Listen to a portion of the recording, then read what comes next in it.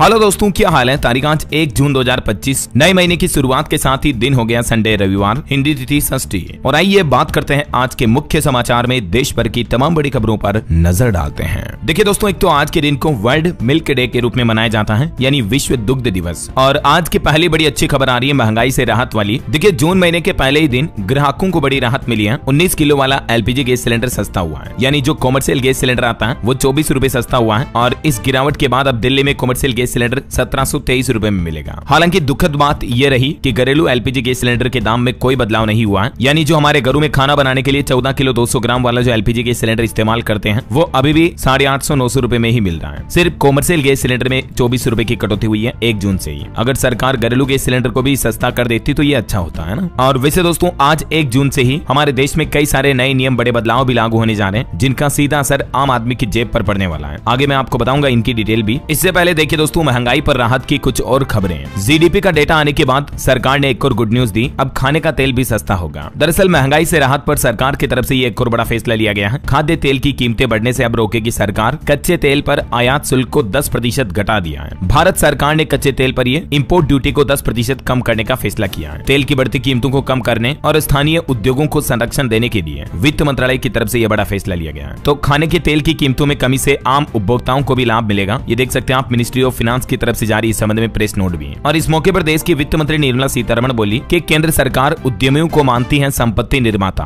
फायदा कमाना अब अपराध नहीं है। वित्त मंत्री का यह बयान भी देखने को मिला। अच्छा, और वहीं पीली मटर को लेकर भी एक बड़ी खबर सामने आई। ड्यूटी फ्री इंपोर्ट की मियाद फिर से बढ़ा दी है। इसको लेकर भी सरकार ने नोटिफिकेशन जारी कर दिया है और सरकार ने पीली मटर के फ्री इंपोर्ट ड्यूटी को 31 मार्च 2026 तक बढ़ा दिया है। डीजीएफटी की तरफ से इस संबंध में नोटिफिकेशन जारी किया गया। चलिए अगला अपडेट देखिए। अमेरिकी राष्ट्रपति डोनाल्ड ट्रंप ने बड़ा ऐलान किया। अमेरिका में स्टील पर 50% टैरिफ लागू होगा। 4 जून से ये टैरिफ लागू माना जाएगा। और चाइना पर भी कुछ गंभीर आरोप लगाए ट्रंप ने। स्टील और एल्यूमिनियम, इस तरह की धातुओं पर टैरिफ जो पहले 25% था उसको बढ़ाकर 50% कर दिया है। तो इस फैसले से हमारे भारत में भी 39,000 करोड़ के भारतीय एक्सपोर्ट पर संकट पैदा हो गया है। यूएस में मार्केट हिस्सेदारी को भी खतरा बढ़ता जा रहा। कई विशेषज्ञों का भी कहना है कि अमेरिका द्वारा स्टील और एल्यूमिनियम जैसी धातुओं पर टैरिफ दुगना करने से भारत के धातु निर्यात पर भी असर पड़ेगा। वहीं डोनाल्ड ट्रंप ने एक और सख्त संदेश दिया, कहा कि अमेरिका में ही बने पूरी कार और उसके पार्ट्स भी। अमेरिकी राष्ट्रपति ने इलोन मस्क की टेस्ला कंपनी को भी ये चेतावनी दी। चलिए अगला अपडेट देखिए। भारत में एफपीआई यानी फॉरेन पोर्टफोलियो इन्वेस्टमेंट पर खबर आ रही है। भारतीय बाजारों में विदेशी निवेशकों की वापसी हुई। बीते महीने मई में एफपीआई का निवेश 19,860 करोड़ रुपए के पार पहुंचा, यानी इतना विदेशी निवेश जो है भारत में आया। और ये मई महीने में इस साल का सबसे अच्छा प्रदर्शन भी देखने को मिला। और खबर है कि ओला इलेक्ट्रिक ने अपनी रोडस्टर एक्स की डिलीवरी भी शुरू कर दी है। चलिए खबर आ रही है, मिस वर्ल्ड बनने की रेस से भारत की नंदिनी गुप्ता बाहर हुई। भारत का आखिरकार मिस वर्ल्ड का सपना टूट गया। मिस वर्ल्ड फिनाले में टॉप 20 तक तो पहुंच चुकी थी ये नंदिनी गुप्ता, फिर टॉप 8 से बाहर हुई। अभी मिस वर्ल्ड के सबसे ज्यादा 6 खिताब भारत के पास ही है। हालांकि इस बार का खिताब भारत नहीं जीत पाया, बल्कि थाईलैंड की महिला ने ये खिताब जीता है। नाम है ओपल सुचाता चुआंगसरी, जो कि मिस वर्ल्ड 2025 बनी है। ये देख सकते हैं आप इनकी तस्वीरें भी। चलिए अगला अपडेट देखिए दोस्तों। इसी महीने जून में लॉन्च होने जा रहा ईपीएफओ का सिस्टम 3.0। और ये नया सिस्टम शुरू होने के बाद अब आप अपने पीएफ खाते से पैसे को एटीएम और यूपीआई के जरिए भी निकाल पाएंगे। तो इसका काम लगभग कंप्लीट हो चुका है। इसी महीने जून से ही आपको ये नई सुविधा मिल सकती है। और वैसे आज 1 जून से ही कई सारे नए नियम भी लागू होने जा रहे हैं। मैंने आपको बताया आम आदमी की जेब पर इसका सीधा असर पड़ेगा। देखिए कुछ नियमों की डिटेल। एक तो ईपीएफओ 3.0 सिस्टम इसी महीने जून में शुरू होने की संभावना है। दूसरा, क्रेडिट कार्ड को लेकर भी कई सारे बैंकों ने नियमों में बदलाव किया है। जैसे कोटक महिंद्रा बैंक से अब आप एक लिमिट से ज्यादा पेट्रोल डीजल भरवाओगे तो कुछ एक्स्ट्रा चार्जेस वगैरह देने पड़ेंगे। और एलपीजी गैस सिलेंडर की कीमतों में बदलाव हुआ। कॉमर्शियल की मैंने आपको बताया 24 रुपए सस्ता हुआ। इसके अलावा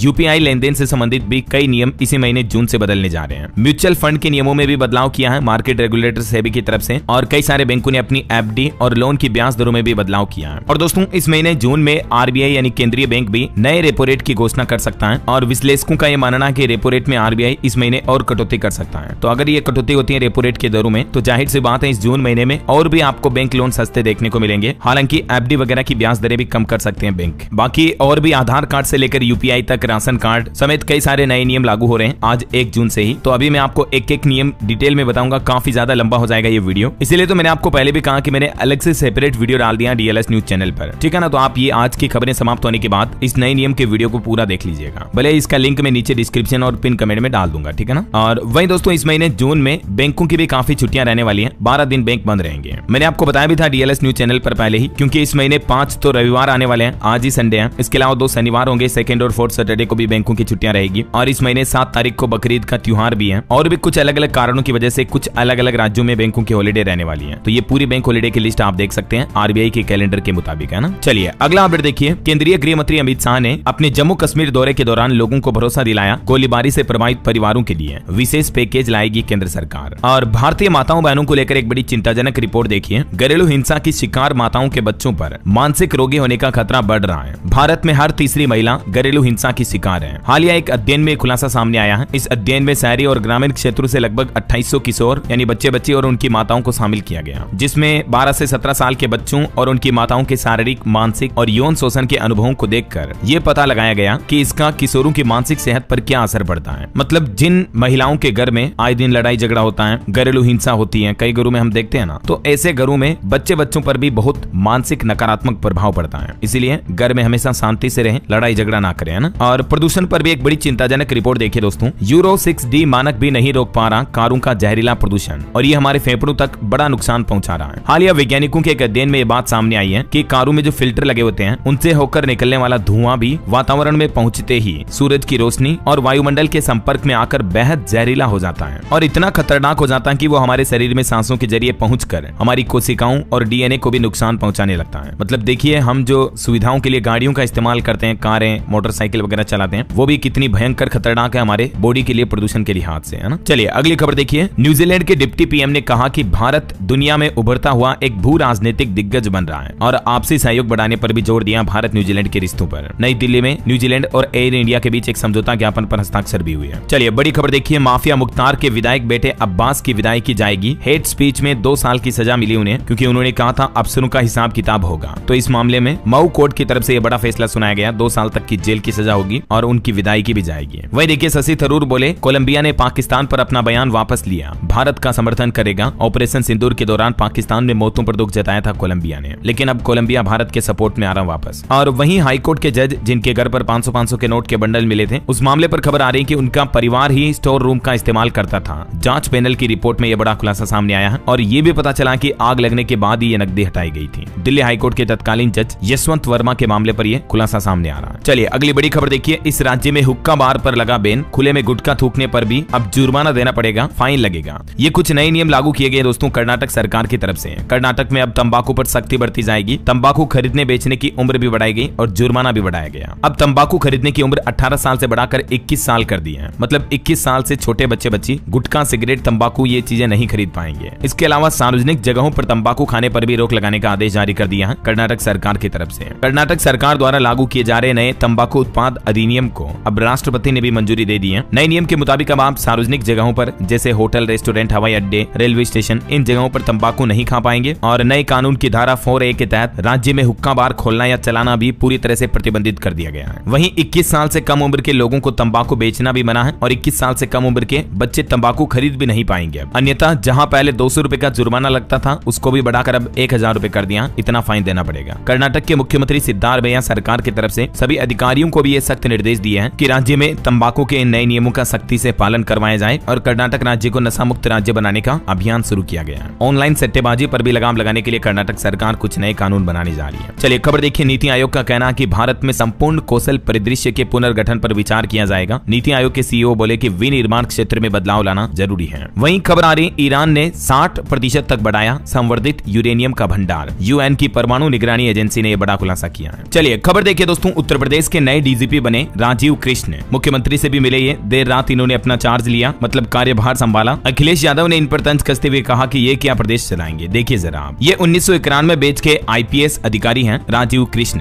जो यूपी के अब नए डीजीपी बने हैं। आखिरकार उत्तर प्रदेश पुलिस को नया मुखिया मिल ही गया। घोषणा होते ही ये सीएम योगी से मिलने पहुंचे। लगातार 5वीं बार प्रदेश को कार्यवाहक मुखिया मिला है। और वहीं देखिए यूपी के सीएम योगी आदित्यनाथ के लिए भी देश के सर्वोच्च न्यायालय की सीजीआई ने कहा कि योगी देश के सबसे पावरफुल सीएम है। उन्होंने कहा कि ऐसा मुझे केंद्रीय मंत्री मेघवाल ने बताया। इलाहाबाद की भूमि ही पावरफुल लोगों की है। Chief justice of India CGI बनने के बाद जस्टिस बीआर गवई ने जब वो पहली बार प्रयागराज पहुंचे तो सीएम योगी को लेकर ये बातें कही। चलिए कोरोना वायरस पर बड़ी खबर देखिए दोस्तों। देश में कोरोना ने बड़ी छलांग लगाई, एकदम से आंकड़ों में बढ़ोतरी हुई है। देखा जाए तो कोरोना फिर से खतरनाक होता जा रहा। देश में एक्टिव केस की संख्या 3000 के भी पार पहुंच चुकी है। बीते 24 घंटों में 4 लोगों से भी ज्यादा की मौतें हुई। अब देश में तेजी से पैर पसारने लगा कोरोना। 24 घंटों में 685 नए मामले सामने आए और उसके बाद अभी सक्रिय मामलों की संख्या संख्या 3207 पहुंच चुकी है और देश में कोरोना से 20 लोगों की मौतें भी हो चुकी हैं। इस बीच कर्नाटक राज्य सरकार ने तो एक नया आदेश भी जारी किया कि बच्चों को सर्दी खांसी या अगर बुखार है तो ऐसे बच्चों को स्कूल न भेजे माता पिता। ये कर्नाटक गवर्नमेंट की तरफ से नई गाइडलाइंस भी जारी की गई।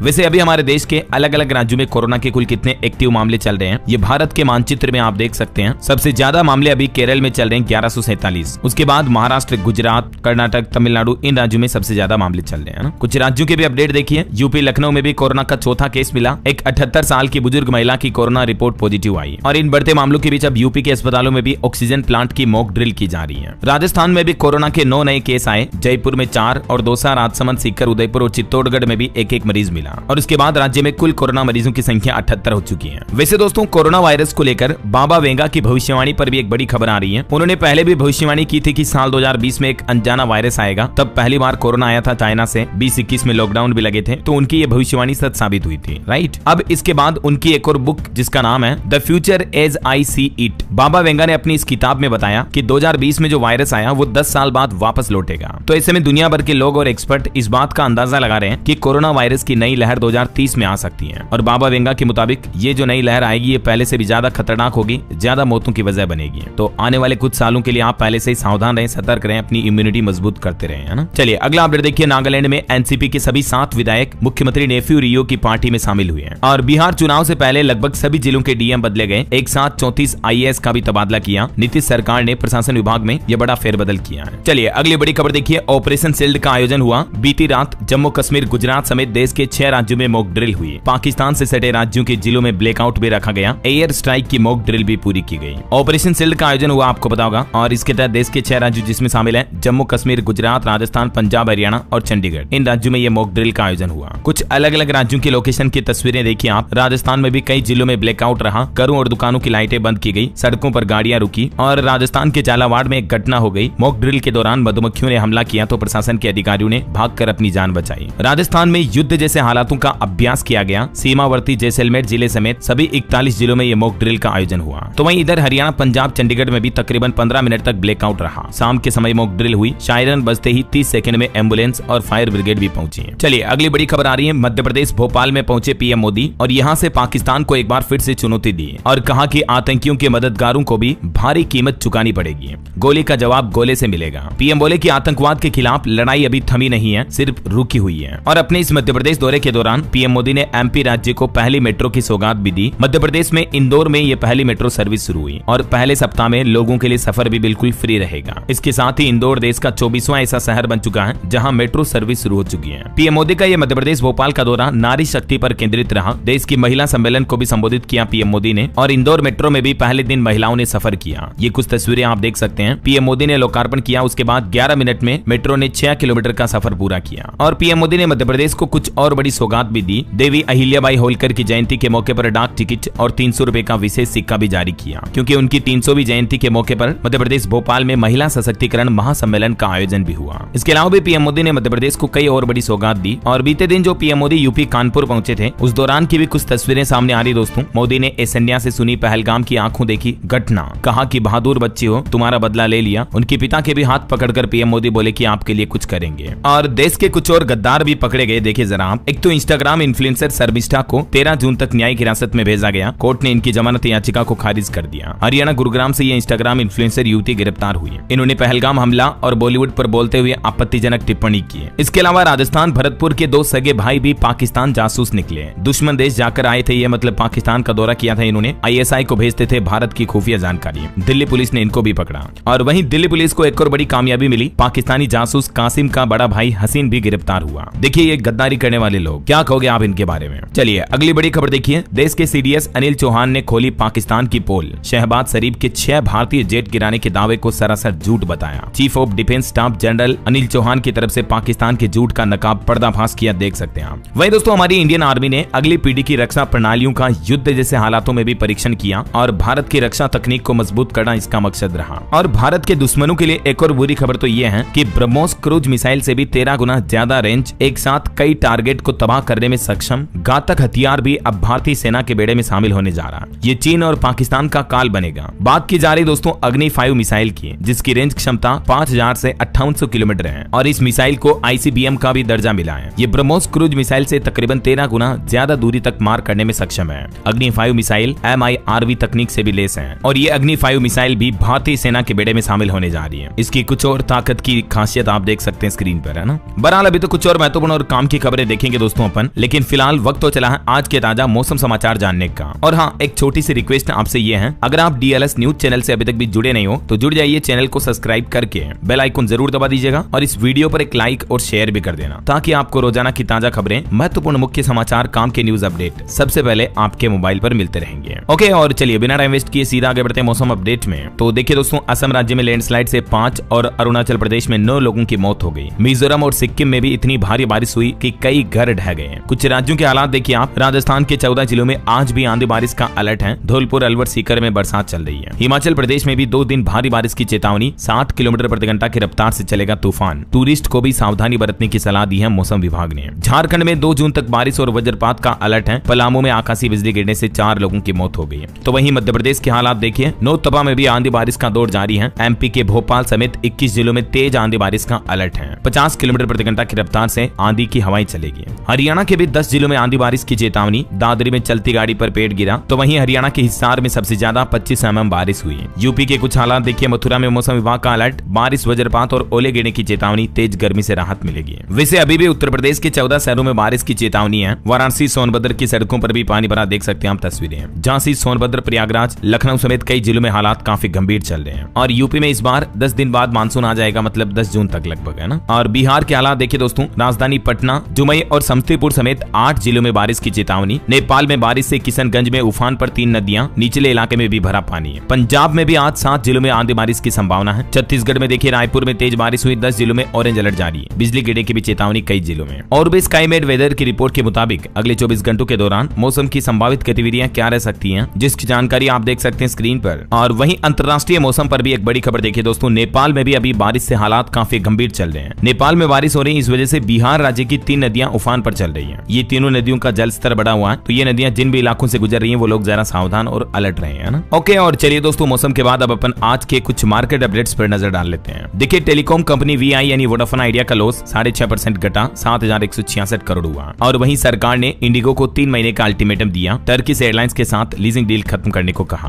और FPI के आंकड़े तो मैंने आपको बताया, मई में अच्छा खासा निवेश आया। वैसे दोस्तों, गोल्ड इन्वेस्टमेंट पर भी एक रिपोर्ट सामने आ रही कि सोना में पैसा लगाने वाले निवेशक उमड़े। 170% बढ़ गया निवेश। गोल्ड ETF के इनफ्लो में बड़ा इजाफा देखने को मिला। गोल्ड ETF में 170% तक निवेश बढ़ा। दुनिया भर में चल रहे युद्ध के हालातों के बीच लोग सोने में ज्यादा निवेश कर रहे हैं ऐसा। ओके, और चलिए दोस्तों, मार्केट के बाद आगे बढ़ते हैं अपन खबरों में। तो देखिए दोस्तों, एक तो चाइना सरकार ने एडवाइजरी जारी की कि भारत नेपाल बॉर्डर पर यात्रा करने से बचें। चीनी दूतावास ने अपने नागरिकों को चेतावनी देते हुए कहा कि भारत अवैध एंट्री करने वालों को अरेस्ट कर रहा है और इसीलिए चीनी नागरिक भारत नेपाल बॉर्डर पर यात्रा न करें ऐसा। वहीं चाइना ने अंतर्राष्ट्रीय विवाद सुलझाने के लिए भी एक नया संगठन बनाया। इसे इंटरनेशनल कोर्ट का विकल्प माना जा रहा है, जिसमें पाकिस्तान, क्यूबा समेत 33 देश मेंबर बन चुके हैं। और इसका नाम रखा गया है international organisation for mediation, IOMED। इसे इंटरनेशनल कोर्ट और परमानेंट कोर्ट ऑफ आर्बिट्रेशन जैसे संस्थानों के विकल्प के तौर पर देखा जा रहा है। चलिए अगला अपडेट देखिए। पश्चिम बंगाल में टीचर के 35,726 पदों पर भर्ती का नोटिफिकेशन जारी हो चुका है। एज लिमिट 40 साल, सैलरी 65,000 रुपए तक होगी ग्रेड पे के अकॉर्डिंग। और इसमें फॉर्म भरना शुरू होंगे 16 जून से ही, इसी महीने। लास्ट डेट रहेगी इसकी 14 जुलाई अगले महीने तक, ठीक है ना। अच्छी खासी वैकेंसी है, तो जो युवा सरकारी नौकरी की तैयारी कर रहे हैं उनके लिए खास मौका है। चलिए अगली बड़ी खबर देखिए। उत्तर प्रदेश गोरखपुर में मुर्गे की मीट में मिला बर्ड फ्लू वायरस। उसके बाद 695 मुर्गों को दफनाया गया और 21 दिन तक चिकन शॉप भी बंद रहेगी पूरे गोरखपुर शहर में। प्रशासन की तरफ से आदेश भी जारी हो चुका है। वहीं दोस्तों, उत्तर प्रदेश में एक मामला सामने आया। पुरुष शौचालय की साफ सफाई के लिए एक महिला कर्मचारी को रखा गया। तो इलाहाबाद हाईकोर्ट ने सवाल भी उठाए और ग्राम प्रधान से इस पूरे मामले की रिपोर्ट भी मांगी है। चलिए खबर देखिए। अमेरिका और चीन के बीच तनाव दुनिया के लिए सबसे बड़ा खतरा है। फ्रांस के राष्ट्रपति मैक्रो ने ड्रैगन यानी चाइना को बताया अपना सहयोगी। वहीं खबर है 13 साल के भारतीय अमेरिकी फैजान ने जीती स्पेल बी प्रतियोगिता। देखिए, इस कॉन्टेस्ट में भारतीय मूल का दबदबा बरकरार रहा और लगातार चौथी बार ये चैंपियन बने। अमेरिका की सबसे कठिन मानी जाने वाली प्रतियोगिता को आखिरकार भारतीय मूल के 13 साल के लड़के ने जीता है। और खेल जगत से खबर आ रही, ICC अगले महीने से नए नियम लागू करेगी क्रिकेट पर। वनडे में 34 ओवर के बाद 1 बॉल का इस्तेमाल होगा। 5 कंक्शन रिप्लेसमेंट भी बताने होंगे। तो ये कुछ क्रिकेट को लेकर इंटरनेशनल क्रिकेट काउंसिल की तरफ से नए नियम लागू किए जाएंगे जुलाई महीने से, है ना। और खबर देखिए, पाकिस्तान और तालिबान में सीमा विवाद को लेकर भिड़ंत हुई। 2.5 लाख लोगों को घर छोड़ने का आदेश जारी हुआ। पाकिस्तान का चेक पोस्ट भी उड़ाया अफगानिस्तान ने, जहां एक तरफ पहले से ही पाकिस्तान का भारत के साथ तनाव चल रहा है और इस बीच अब पाकिस्तान के लिए फिर से मुसीबत खड़ी हो चुकी है अफगानिस्तान के साथ भिड़ंत की। चलिए खबर आ रही, राजधानी दिल्ली में महिलाओं के लिए जल्दी शुरू होगी महिला समृद्धि योजना। दिल्ली सरकार ने इसको लेकर रणनीति भी बना ली है। इस योजना के तहत महिलाओं को हर महीने 2525 रुपए दिए जाएंगे। आपको पता होगा दिल्ली में बजट के दौरान भी सरकार ने ये घोषणा की थी और चुनाव में भी अनाउंसमेंट किए थे, है ना। और अभी दिल्ली की नई रेखा गुप्ता सरकार के 100 दिन भी पूरे हो चुके हैं। इस मौके पर देखिए मुख्यमंत्री बोली कि खुद को आम आदमी बताने वाले सत्ता के लालच में आ गए। और दिल्ली की रेखा गुप्ता सीएम ने अपने 100 दिन का रिपोर्ट कार्ड भी जारी किया। और वही खबर आ रही है, दिल्ली में एक चौंकाने वाली रिपोर्ट देखिए आप, सरकारी की तुलना में प्राइवेट स्कूलों के छात्रों में मोटापा ज्यादा देखने को मिला है। एम्स की स्टडी में ये चौंकाने वाला खुलासा सामने आया। चलिए खबर देखिए, छावा के बाद अब देवी अहिल्याबाई मूवी से दिखेगा मराठों का शौर्य। महाराष्ट्र के मुख्यमंत्री देवेंद्र फडणवीस ने देवी अहिल्याबाई होलकर की 100वीं जयंती के मौके पर बड़ी घोषणा करते हुए कहा कि उनके जीवन पर भी अब महाराष्ट्र सरकार फिल्म बनाएगी। और खबर देखिए, पंजाब में आम आदमी पार्टी ने मिशन 2027 शुरू किया। मनीष सिसोदिया ने एक नई टीम का गठन भी किया जिसे सुपर 60 नाम दिया गया। वही खबर आ रही है, एक रिपोर्ट देखिए, प्राइम प्रॉपर्टी में बूम देखी जा रही है। अल्ट्रा रिच निवेशकों की पहली पसंद बन रहा हमारा देश भारत। मतलब भारत में रियल एस्टेट मार्केट तेजी से बढ़ रहा है और दुनिया के बड़े बड़े निवेशक भी भारत के रियल एस्टेट में इन्वेस्टमेंट कर रहे हैं ऐसा। और वहीं दोस्तों, भारत अमेरिका व्यापार समझौते पर भी खबर आ रही है कि व्यापार वार्ता के लिए अमेरिका पहुंचा पाकिस्तान। डोनाल्ड ट्रंप बोले कि भारत के साथ भी हमारी डील बेहद करीब है। चलिए खबर देखिए, हरियाणा के फरीदाबाद में मिट्टी में मिल गए 140 मकान और कल सोमवार को भी होगी बुलडोजर कार्रवाई। उसके बाद लोगों में हड़कंप समझ गया। जल भराव की समस्या से निपटने के लिए नगर निगम की तरफ से ये बड़ा अभियान शुरू किया गया है। वहीं खबर देखिए, बिहार सारण के कई गाँव में पेट्रोलियम पदार्थों के मिलने के संकेत मिले। ओएनजीसी की टीम ने संभावना देख खुदाई भी शुरू की है। और टेक न्यूज से खबर आ रही दोस्तों, इंस्टाग्राम ने फोटोज के लिए ऐड किया 3:4 एस्पेक्ट रेशियो का सपोर्ट भी है। अब आप इस रेशियो के इमेज भी शेयर कर पाएंगे, है ना। वहीं खबर देखिए, दिल्ली के 5 सरकारी स्कूलों में फेलोशिप टीचिंग प्रोग्राम शुरू हुआ। गरीब छात्रों को मिलेगा इससे फायदा। और बिहार सरकार का एक और प्लान है, घर बनाने से जुड़े उत्पादों के लिए BIS सर्टिफिकेशन लेना अनिवार्य होगा। तो इन उत्पादों की खरीदारी करने से पहले आप भी सावधान रहें और ये कुछ नए नियमों की डिटेल्स जरूर चेक कर लें, है ना। वहीं खबर है, बिहार के विश्वविद्यालयों यानी यूनिवर्सिटी में अब मिलेगी ऑनलाइन पढ़ाई की सुविधा भी। छात्रों के लिए बिहार शिक्षा विभाग की तरफ से यह अहम फैसला लिया गया है। UGC और शिक्षा विभाग ने मिलकर यह नया प्लान बनाया है। वह देखिए, बिहार के सभी इंजीनियरिंग कॉलेजों में भी छात्रों के लिए खुलेंगे ओपन जिम।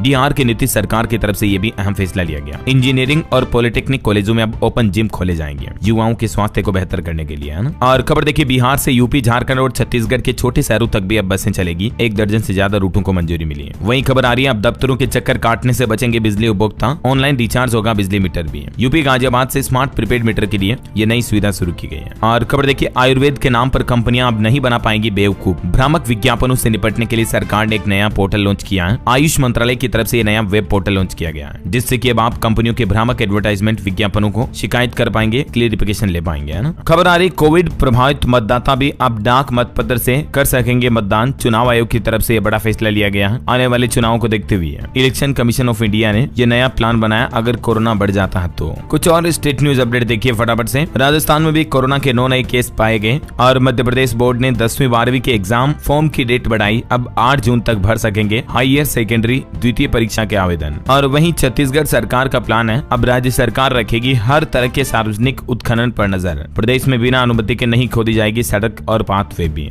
और एक रिपोर्ट देखिए, एक सिगरेट पीने से हमारी 11 मिनट आयु कम हो जाती है। बीते दिन विश्व तंबाकू निषेध दिवस पर प्रदर्शनी लगी और लोगों को जागरूक किया गया। खबर है, हरियाणा के हिसार के एक युवक ने सूर्य नमस्कार करके वर्ल्ड रिकॉर्ड बनाया। 36 घंटे एक्सरसाइज करता रहा, 15 किलो वजन घटा। लंदन अमेरिका में ये रिकॉर्ड नाम दर्ज हुआ। वह देखिए, हिमाचल DGP डिस्क अवार्ड भी रद्द हुआ। पुलिस मुखिया बिना फेयरवेल रिटायर हुए। चलिए अगली बड़ी खबर देखिए, हिमाचल प्रदेश में गृह रक्षकों के 700 पद भरने की मंजूरी मिली। अनुबंध पंचायत सचिव होंगे नियमित। हिमाचल की सुक्खू सरकार की कैबिनेट बैठक में ये बड़े फैसले लिए गए। ओके, और अंत में दोस्तों आज के राशिफल पर नजर डालते हैं। तो देखिए, कर्क राशि वालों को नई जिम्मेदारी मिल सकती है और मकर राशि वालों का भी रुका हुआ इनकम सोर्स शुरू हो सकता है। और भी कुछ अलग अलग राशियों का राशिफल आप देख सकते हैं स्क्रीन पर। और हाँ दोस्तों, आप मुझे कमेंट करके बताइए कि आप भारत के कौन से राज्य के कौन से जिले में रहते हैं, कमेंट में बताइए। साथ ही इस वीडियो को लाइक और शेयर करना, DLS न्यूज चैनल को सब्सक्राइब करके बेल आइकन जरूर दबा देना रोजाना ऐसे इन्फॉर्मेटिव जानकारी महत्वपूर्ण समाचार देखते रहने के लिए। ओके, ख्याल रखिएगा अपने आप का, अपने परिवार का। मिलेंगे अगले नेक्स्ट अपडेट में, तब तक के लिए जय हिंद, जय भारत, वंदे मातरम।